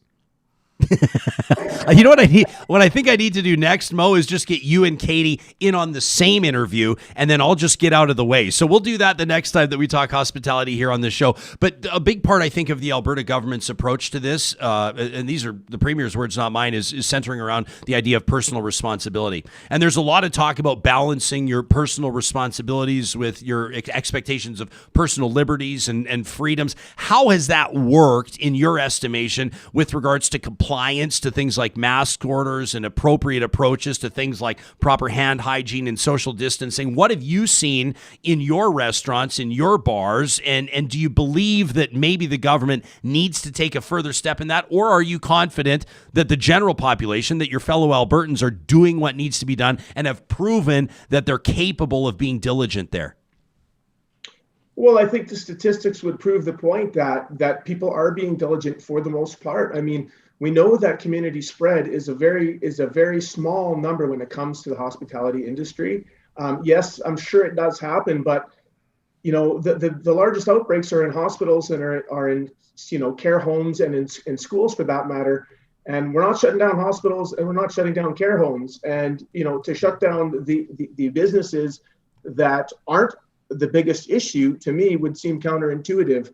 I will add also that being involved in this industry and knowing a lot of the people in town who are running these operations, I've really been quite impressed with the level of responsibility exhibited by almost every restaurant and bar that I can think of. I mean, granted, as your former guest noted, there's some renegades out there and breaking the rules, and I think that we have the mechanisms in place to punish those people that choose to flout the rules, and I have no problem with that. We all have to be part of the solution, but I've personally spent tens of thousands of dollars on PPE, on masks, on hand sanitizers, on digital thermometers, on doing logs. We've had the compliance team come and inspect us several times already, and they were quite impressed with how our operations were going. And I can speak to, West Edmonton Mall.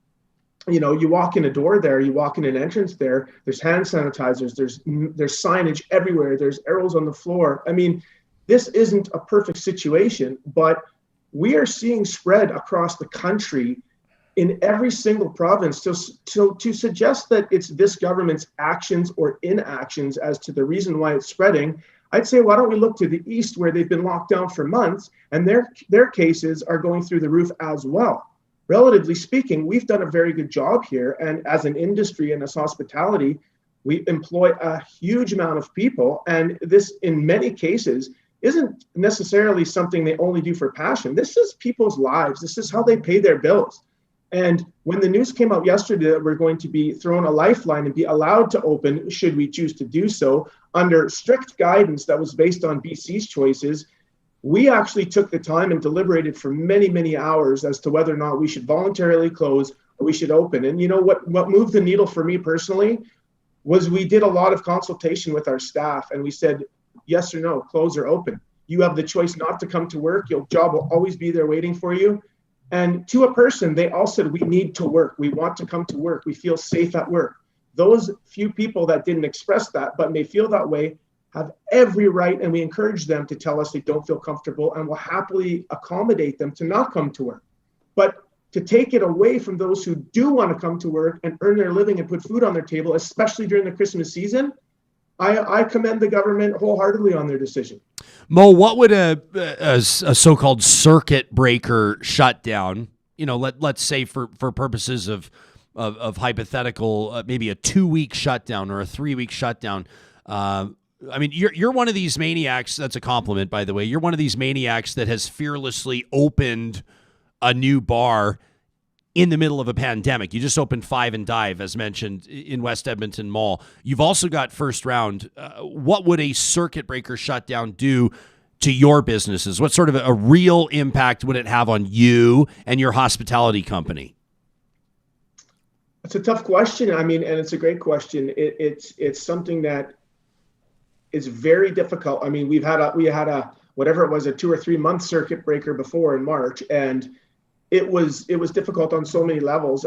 Granted, there is, some really good supports for us out there from the federal government. And, contrary to popular belief, there was support for small business from the provincial government. They did have some grants for PPE and so on and so forth. And they did put out some emergency grants to people. And, one of the really difficult things was the disruption to business, the laying off of the staff, the pivoting constantly, whether that was to curbside or to delivery and pickup, and fighting with those companies. And you know what? It's not about what it'll do. We'll adapt to any situation thrown at us because we won't have a choice. I suppose the thing now, if you listen to the government speech yesterday, was in their view, it was a mistake to lock down entirely in the first place. I'm not sure I totally agree with that. I think we had to do what we had to do because we didn't know what we were dealing with as well as we do now. Again, I wouldn't. It would be very difficult on us, to say the least. And I will add that during the Christmas season, especially, it's not just retailers that rely on this season. I have a lot of. We're in the sports bar business in one of our locations, and it's been very difficult with sports going offline, and having hockey playoffs in the middle of summer and basketball playoffs, and to try to plan for all this is very difficult. But it's not just us, it's retailers. And, there is a hugely negative impact in a trickle down sort of way if you're to close down retailers in their busiest season. Many of these people make all of their living within 1 month. And to shut them down has an effect on landlords, and that has an effect on a lot of other people. So, I just think it's very flippant for people to suggest that shutting down is the only option. I think there is going to be some negative impacts we're going to have to incur by being closed at 10 o'clock, especially at our new place, where a lot of our revenue, probably call it 60%, is done after the hours of 10 o'clock.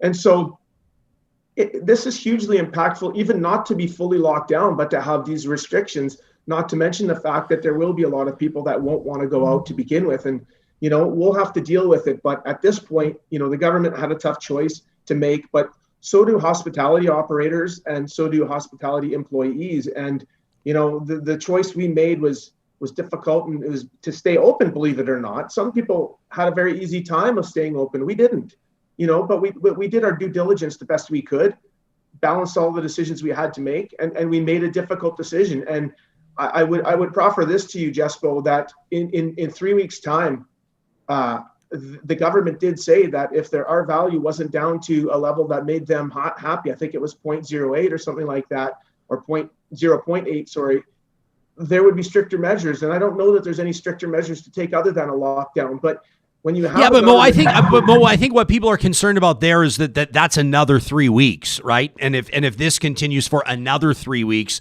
then you're in a real hellish problem, right? Because then you've got maybe ICUs at more of a capacity situation. I fully agree. And you know what? I'm not the health medical officer here. I'm given a decision to make, open or don't open. I definitely have my opinions on the subject. I'm an employer. I have my own mouths to feed and I have my own bills to pay. But I took the selfishness out of this as best as any business operator could, whether you're in hospitality or in retail. Like I said, people do have a choice. And I do absolutely agree with the comment that was made earlier, because it's a conversation I had with some of my own staff, which is, I don't believe we're putting our staff in harm's way by allowing them to make a choice whether or not they want to come to work in the safe environment we provide them with and do their jobs for pay. I think that is, there's nothing wrong with that whatsoever. But I do believe that no matter what the policy is, and this might answer your question a little bit better, no matter what the policy is, we could have the best policy in the world, but if people aren't going to be responsible with the behavior that they exhibit, no policy in the world will matter. You can lock down the whole place. They did that already in Ontario and in Quebec. And guess what? Look at their numbers. It's not solving their problem by being locked down either. And so I think we can look to that and say, well, what's the balance here? Is it locking everybody out and taking away everyone's ability to pay their bills and kicking them out on the street and having them lose their homes and their mortgages? I don't think so. And I think 3 weeks is a long time in this pandemic and create a lot of problems. And I fear the same as everybody else does for what that might mean to our system. But at the same time, there is a very valid and real concern with mental health and people going to work and making money and the fear they have with that. And we've seen a huge amount of I guess, ancillary death and sickness coming from being locked down and not having the opportunity to go to work. And so to cast that aside is just so ignorant to me. And I think the government did a great job. And it's a terrible position that they have to be in. And again, contrary to popular belief, I think the government does care and they have a really tough decision to make. And I will say that whether it was Rachel Notley or whether it was Jason Kenney or whether it was Doug Ford or John Horgan, it doesn't matter. All these people, of course, they care. I think they're in an impossible situation. They have to make a decision that nobody would want to have to make. They didn't sign up to have to make this decision when they became the premiers of their provinces. Well, they signed up Mo. They signed up to lead, regardless of what happens. They signed up to lead if terrorists target the oil sands. They signed up to leave if there's a wildfire, to lead. Not leave. Absolutely. Let me get to our hashtag, Mo. On the Real Talk RJ hashtag, Wise Dog says, I am so happy that you had Katie and Mo on this morning. Says, I align more with Mo, but I want to understand and respect Katie's point of view. Wise Dog says, of note, I found Mo to be respectful of those who might feel different, while Katie literally called patrons killers. It's a great spectrum. Hey, spectrum is how we're going to roll here. Meantime, Kathleen Smith is listening in, and Mo, I want to put this in front of you so you can address her comment directly. I know you're not afraid to do that. She says, your guest, Mo, lost me the moment he compared locking down McDonald's to locking down hospitals. Also, he's ignoring that employees and owners can't get federal benefits if the provincial government won't go to shutdown. Katie gets it. Mo definitely does not. What would you say to Kathleen? I didn't compare McDonald's to shutting down hospitals. Number one. Number two, I don't even understand the question, to be honest with you. You might have to spell that one out. I think basically, and I think your quote had something along the lines of there are outbreaks in hospitals, but we're not shutting them down. And I think that people probably thought that was probably disingenuous to compare a fast food restaurant to a hospital. You're obviously going to have COVID more of a reality in hospital than otherwise. But the point that she's making here is that employees. So I'll answer that, and I'll make this a little easier for the person who had that question. None of this is to be taken literally. We're not making direct comparisons. We're using analogies. And I guess what I'm trying to say is that we have some evidence, and granted our contact tracing has basically fallen apart here, and I respect that. At the same time, I would suggest to you that we still know, and I mean, listen, we've been open since March, and I know most of the restaurant operators in the province, and we talked to AHS and we talked to the compliance team. There's been very little community spread in the restaurants. What I'm trying to say is a lot of these detractors want to say, let's follow the science, except when the science isn't what they want it to say. And the science is now saying, and it's saying this across the country, that restaurants are not the largest or most severe source of community spread. We must pay attention to that if it's one of the few places we can allow to remain open. And she has every right to have the opinion. I happen to follow that person on social media and know that no matter what Jason Kenney or the UCP did or said, it wasn't going to be good enough. And I'm not surprised that she doesn't agree with me either. That being said, I apologize for making a comparison between a hospital and McDonald's if that's what she thinks I did, but that's not a quote. So no one should put those words in my mouth. I made an analogy. Perhaps it was a poor analogy. I can make that much more clear for somebody if they don't understand it.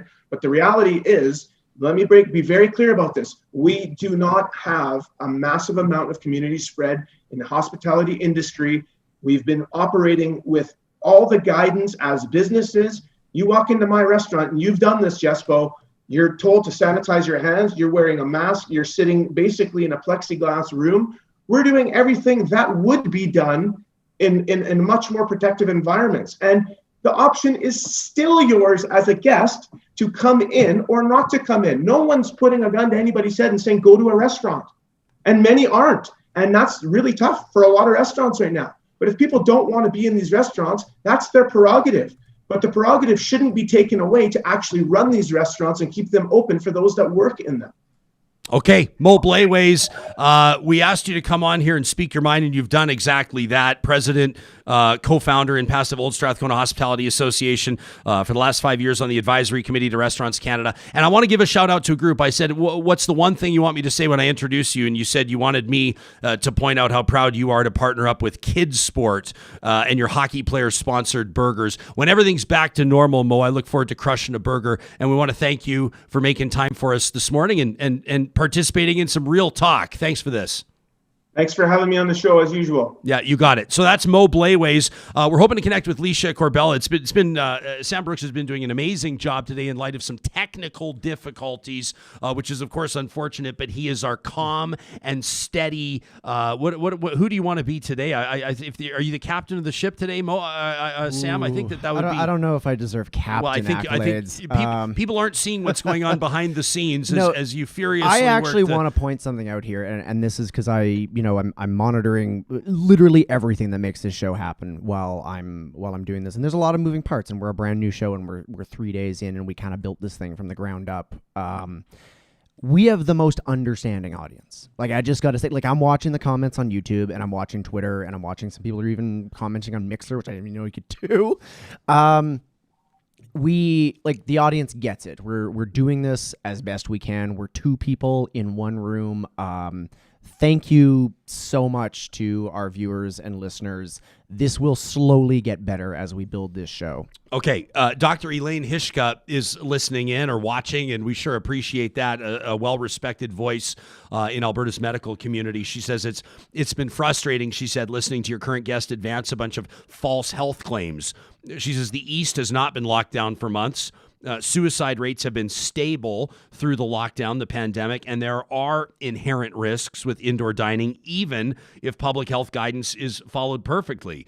Dr. Hishka says data collected over the summer with robust testing and contact tracing aren't super relevant to a situation where we now have widespread community transmission. That from Dr. Elaine Hishka. On Twitter, Real Talk RJ is the hashtag we're monitoring. Edward Supertramp says, how do you start a point by confirming contact tracing's broken and we don't know where cases are coming from, and then promptly announce there's no evidence that your business is a problem? Brandon says, I'd be curious to know what Mo would say if you put the CDC study in front of him that says that there is spread in hospitality. It sounds to me like maybe he's the one that's unaware of the science. The comments are coming in fast. I'll tell you what we're going to do. Sam, you cool to hang out for a little bit past 10 o'clock. We've still got, I know that Licia Corbella, through no fault of her own, is having a difficult time getting in today. I'll tell you this. She's just getting set up right now. Is she with us? Okay, that's great. So what we'll do is, why don't we go into overtime? We'll hit the headlines at the top of the clock, and then we'll get to Licia Corbella, who's been writing columns on the business side of this for Postmedia for the Calgary Herald. First, let's recognize another one of our sponsors that we're really excited to have joining us on this journey. I've been telling you about Todd's Mechanical this week. When you talk about small businesses, when you talk about entrepreneurs that are taking all these risks right now, whether it's in a circumstance, and I'm not saying this is Todd, I'm saying generally speaking, entrepreneurs right now, some of you are looking for ways to refinance your house, Some of you are dipping into RSPs or tapping into your life savings to make business happen. The first time that I talked to Todd about his business, about partnering with Real Talk, I knew I liked him. He goes, hey, listen, here's my story. He says, I had a career in the oil field. I needed to pivot. He wanted to spend more time with his family. He wanted a little more stability, so he started Todd's Mechanical, and now he's recognized. Look at his online ratings as the best plumber in Edmonton, quite frankly. He's proud to be keeping Edmonton warm and dry and provide that small business, that connection that you get. I mean, he named the business after himself, and it's how he approaches it.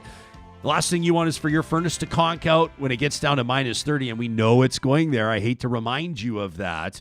So for the best plumbing service in Edmonton and area, call Todd's Mechanical at 780-499-7598. Sam, let's take a quick look at the headlines before we talk to Licia. So an announcement yesterday by Premier Jason Kenney that Alberta will, for the next 3 weeks or so, implement new measures. So what do they look like? Well, let's take a look at what the measures announced are. Basically, in the Premier's words, if you host an indoor gathering in Alberta right now, it's, well, quite frankly, it's illegal. Weddings and funerals capped at 10 with no receptions after. Church services, worship services can continue at 30% capacity per their fire codes, which seems to be one of the sticking points with many of you that are tuned in today. Casinos are still open for slot machines. That one's blowing my mind a little bit. If you have a one-on-one appointment booked with your personal trainer, check in with them, but the chances are you can keep that, but the group fitness classes are out for now, as are sports, and there are implications for kids in schools as well. Starting November 30th, schools will pivot to online learning with staggered return dates, depending on what grade level the kids are at.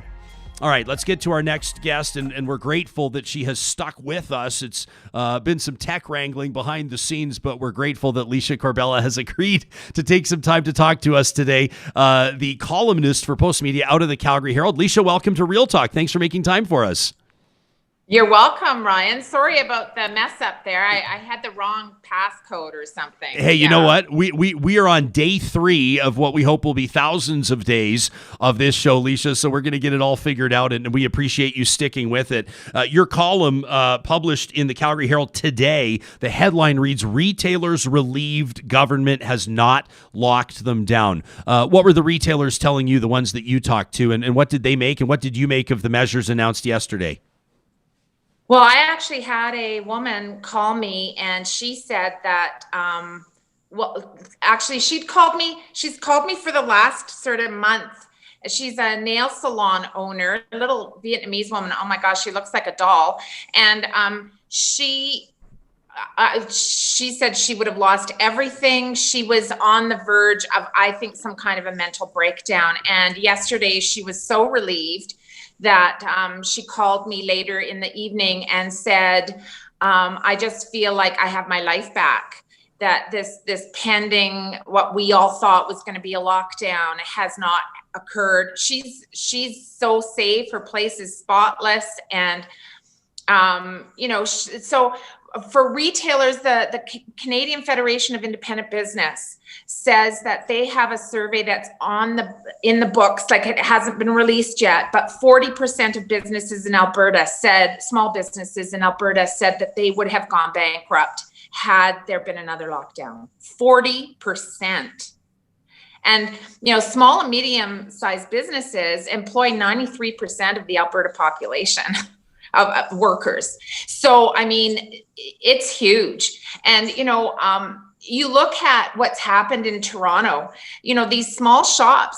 I don't know about you. I'd rather walk into a small shop with 1 or 2 people working there and buy my stuff there than a big box store, like, where there's thousands of people. I think the government found the right balance here. There's been, I think, some criticism that maybe the government right now hasn't taken steps with regards to yesterday's measures that it could have in the context, probably, I think most notably, Licia, people are talking about places of worship. I mean, it's hard to imagine. I know you and I are both very familiar with the congregation of First Alliance Church. I described it as about as close as you can get to the Texas super churches in the province of Alberta. Under their fire code numbers at 30% capacity, they could still have 750 750 people in there. Is there justification for continuing to allow that? I know a church like First Alliance or St. Joseph's here in Edmonton or Crossroads in Red Deer could easily move services online. Why don't you think the government's calling for that? Yeah, I think there's a lot of pushback from some groups here. Certainly not from our church. Our church shut down quite happily. They are housing, First Alliance is housing the Mustard Seed Street Ministry. That's where they are now staying. They're actually building new bathrooms with more showers to accommodate that. But I think there's some congregations that view this as a real breach of religious freedom. I don't see it that way. I don't think most church people see it that way. First Alliance can seat 3,000 people. So you're right, like 750 people would be within the bounds there. But they're not getting anywhere near that. Most people are watching online. And they've got the plexiglass barriers everywhere, and only family groups are allowed to sit in one row, and that kind of thing. And there's no chit-chatting afterwards, and no socializing, no coffee time, no meals, obviously. And so I mean, it's nice to go in person, but it's not necessary. You can watch online. If you can't visit with people, why go, really? Do you think that Alberta should have a province-wide mask mandate? We talked to Drew Barnes earlier this morning out of Cypress Medicine Hat, and as far as he's concerned, he says, I don't think we need it down here. He argued that the science is split on it. I'm not sure that that's the case, but he said anecdotally he thinks about 70% of Medicine Hatters were wearing masks voluntarily. Alberta's a bit of an outlier, on a bit of an island with regards to no province-wide mandate. Do you think we should have one, Licia? Absolutely, we should have one. One of the things that, and I read this somewhere, I can't remember where, but that if you don't have a mandatory mask thing, the peer pressure thing falls into place. And that is, people think, oh, they're going to think I'm a chicken if I wear a mask, that I'm afraid. And yeah, you should be afraid. COVID's really, really bad. You should be afraid of COVID. And even if you have a mild case, you can end up having that post-COVID syndrome. So, it doesn't cost anything to have a mandatory mask mandate. So why wouldn't you have one? And so I just don't understand this reticence to say, oh, the rural folk, yeah, obviously I get it. If Joe is going into the local general store in Caroline, Alberta, and there's no one around, maybe nobody's going to give him a fine for not wearing a mask, right? But if there's other people in the store, then he should put a mask on, just out of courtesy, right? Yeah. That was, I get really, it was very interesting, wasn't it, Licia? And what an insight to see Jason Kenney clearly uncomfortable yesterday with the idea of government, as an example, telling people that they can't welcome visitors into their homes. He was clearly uncomfortable with that. And even me personally, in putting due thought and consideration into what my comments were going to be this morning, trying to find that balance between, yes, asking people to be respectful and responsible, but then also recognizing that not everybody is. I mean, the one thing I think that is an obvious example is we have impaired driving legislation for a reason, because most people won't get all smashed and get behind the wheel, but some people will. Because frankly, my dear, they don't give a damn, right? So I think that trying to find that balance is maybe what this conversation really boils down to.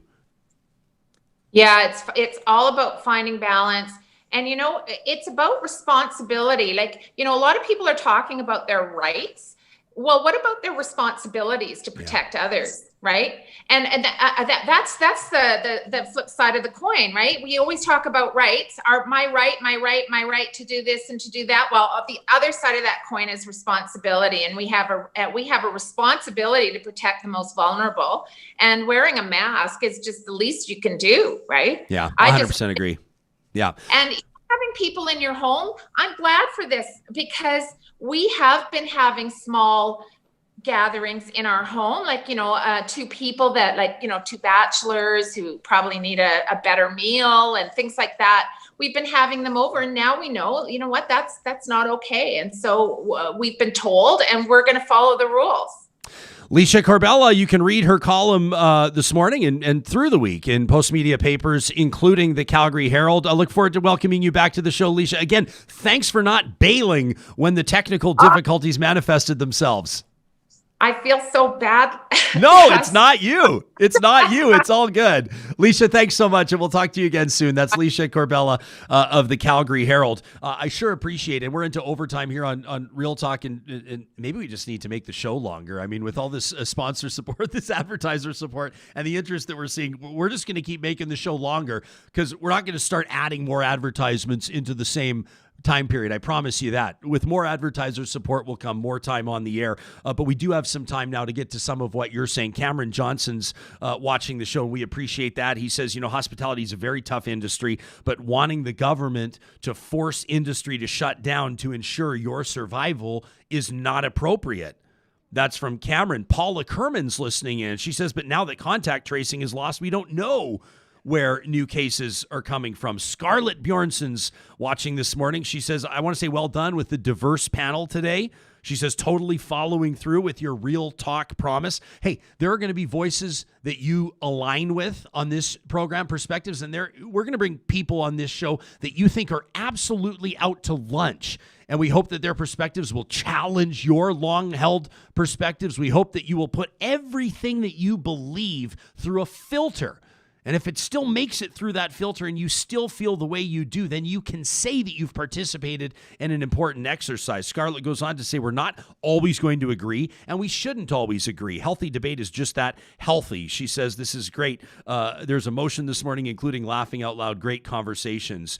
This is great to hear from so many of you. Let's recognize another partner here. The show like this doesn't happen without the support of our builders, and we've recognized them all at ryanjesperson.com under the sponsors page. It includes Mark and Michael, two of our good friends that own and operate the Dairy Queens in Northwest Edmonton and Sherwood Park. These guys are all about community connection. I didn't get a look at their books, but somebody did tell me, somebody reputable, how much these guys plug back into their community by way of charitable donations. It's an enormous amount. And as a matter of fact, I'm going to send them a message and ask them if I can tell you the number. It's 6 figures plus. These guys are all about operating businesses, employing people, and giving back to the communities they call home. Now, the DQ brand speaks for itself. If I say Dilly Bar, or if I say Blizzard, or if I start talking about that sticky sort of crumbled cake layer on the ice cream cakes at Dairy Queen, they speak for themselves. But I really want to spell out how important these guys see their connection to community. So as we prepare to transition again back to a more, do we say dialed back social situation for at least the next 3 weeks, if you're going to be hitting drive-thrus, if you're going to be ordering from food delivery apps, please show some love to Dairy Queens in Northwest Edmonton and Sherwood Park. It's been a big first week for the show here as we near the end of our third day. And yesterday, if you saw you can follow me on Instagram at Ryan Jesperson. You can follow me on Twitter and Sam as well. You would have seen our announcement that the iTunes charts were out, and it shows that Real Talk is already, after 2 days and now into day 3, the most listened to daily podcast in the country. So we're very excited about that. We're also excited that the iTunes charts show Real Talk is the number 4 most downloaded podcast in Canada, period, just behind Bill Gates and Joe Rogan. So we want to thank you for that. Our email inbox is booming right now. And I was going through last night. I was writing people back into the midnight hours. And I just wanted to give you a sense of what some people are saying right now in our email inbox. And you'll hear more in our Trash Talk segment presented by Local Waste. That's coming up on Friday. But Stephen wrote in to let us know that it was his first time ever participating on Patreon. He made a commitment to support this show on a monthly basis. He says he's got his parents all set up to listen to. And Stephen, we really appreciate that. Grant is saving the city this morning with Edmonton Fire Rescue. He says, Jespo, We've got your show streaming in the fire truck as we're making our way around the city. That means so much to us, Grant, and we wish you and your colleagues with Edmonton Fire Rescue a safe journey out there on the roads, and thank you for your service. Steve let us know that he signed up on Mixlr to stream audio live as he hits the road. He says, I've got long trips with whatever Steve does for his business. He says, I'm thrilled to see your podcast already a big success. Brian says, if we can do anything about it, please, he says, continue to provide compelling content. He says, I'm lobbying my folks to break their radio habit and tune into what you're doing here. Well, Brian, we will continue with that compelling content. Tomorrow's show is going to be amazing. I'm looking forward to it. Harry, he says, Jesperson, I was listening in. I was streaming the audio on Mixlr via RyanJesperson.com, standing over my smoker, getting ribs ready for the family. I mean, is there any higher praise than somebody that's standing over the smoker, getting the ribs ready, tuning into the show? I don't think so. That's just mean for him to point that out to us. I was wondering, Sam, if maybe he meant that maybe there would be some sort of a foil wrapped package that might be arriving at the studio with braised short ribs or something. I don't know, something along those lines maybe. And then I didn't even tell you this. This guy said, Ryan, you don't have to recognize me for this on the air, but I'm going to. I reserve the right. If you send me an email, I reserve the right to use your name and read it here on Real Talk. You don't know this, but a guy by the name of Glenn Walker reached out. And he said it's not my preference. It's not his personal preference to support the show by way of Patreon, which is perfectly fine.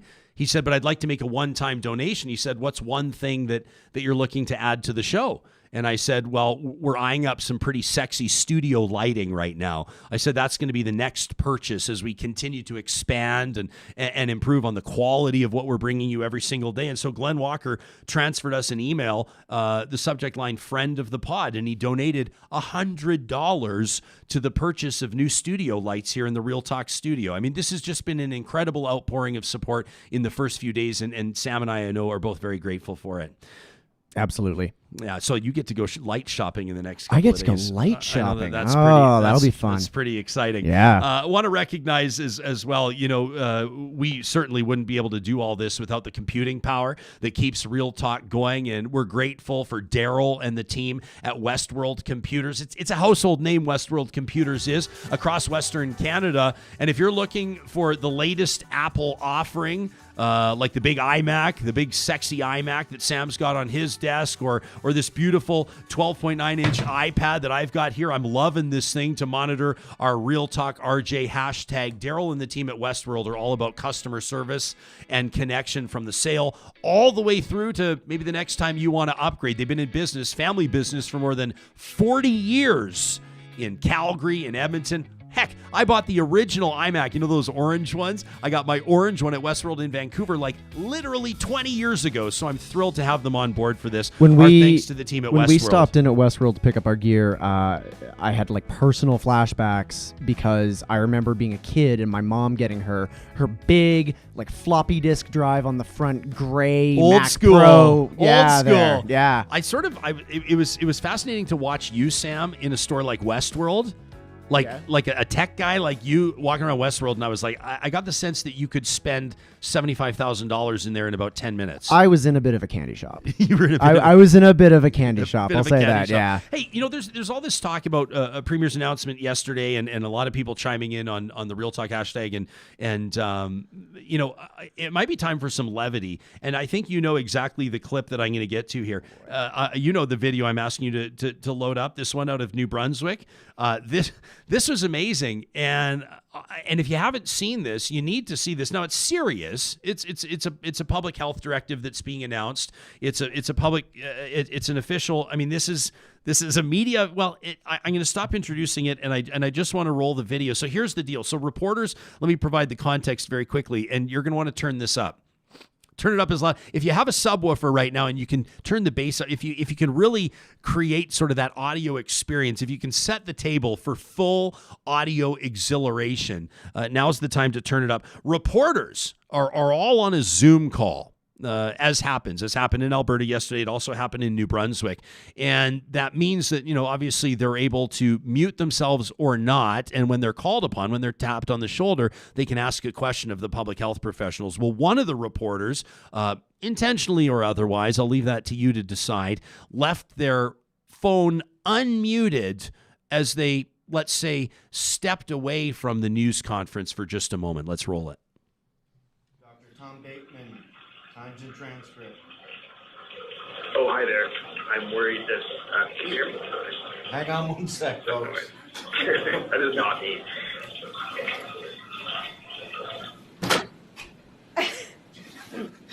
Everybody, please mute your microphones.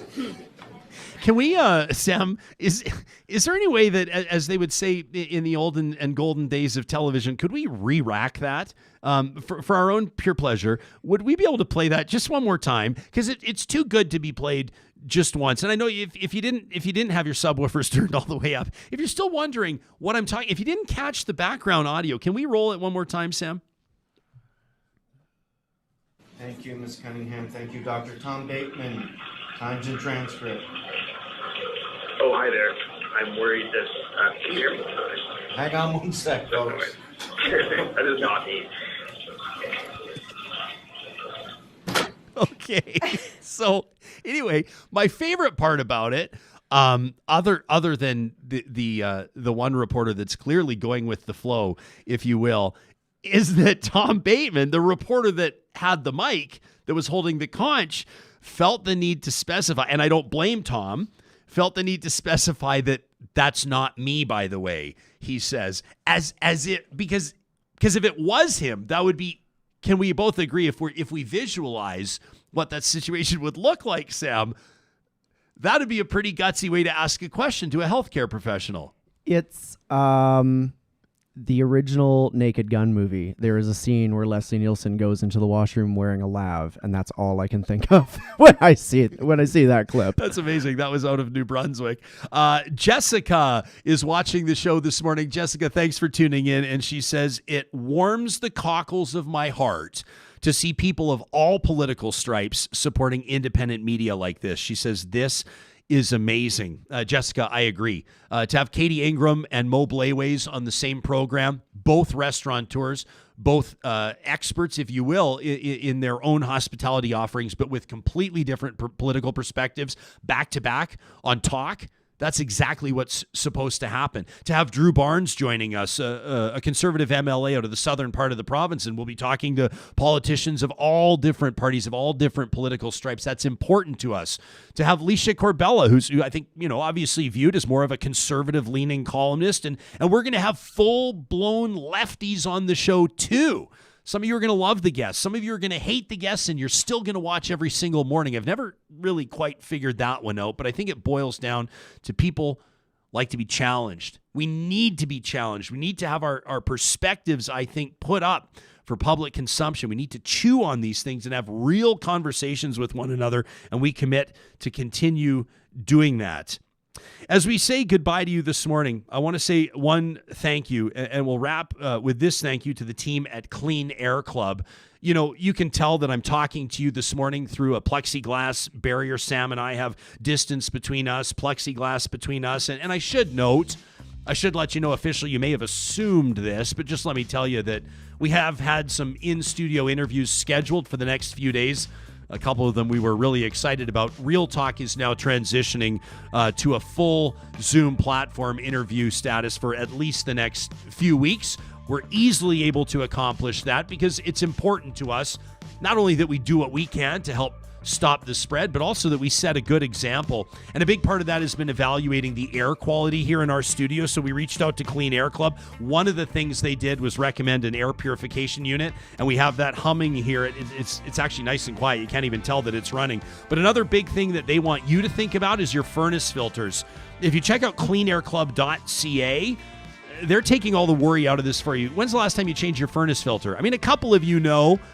You're the same folks we all admire We envy you, and we hate you a tiny little bit. I'm just kidding, but what we do, because you get your oil changed right at the 5,000 kilometer mark. You change your furnace filter every 3 months like you're supposed to, and the rest of us just can't relate because our life gets out of control and we're chaotic and we forget. Clean Air Club is monitoring that for you. And so, we're not good at remembering when it's time for a change, but they keep track. So you can choose your filter, your size, your delivery frequency. Just check out cleanairclub.ca, and they've got you covered there. What a show. We're almost at 10:30, Sam. I mean, We almost did 2 hours today. Yeah, I think we could do 2 hours every single morning. We could. Yeah, we've got a couple We got sponsorship. everything going, yeah. We've got some sponsorship inquiries to take a look at, and if we find a good fit there, and you can, by the way, reach out to us at info@ryanjesperson.com. Maybe we'll make the show longer every single day. Thanks for watching Real Talk.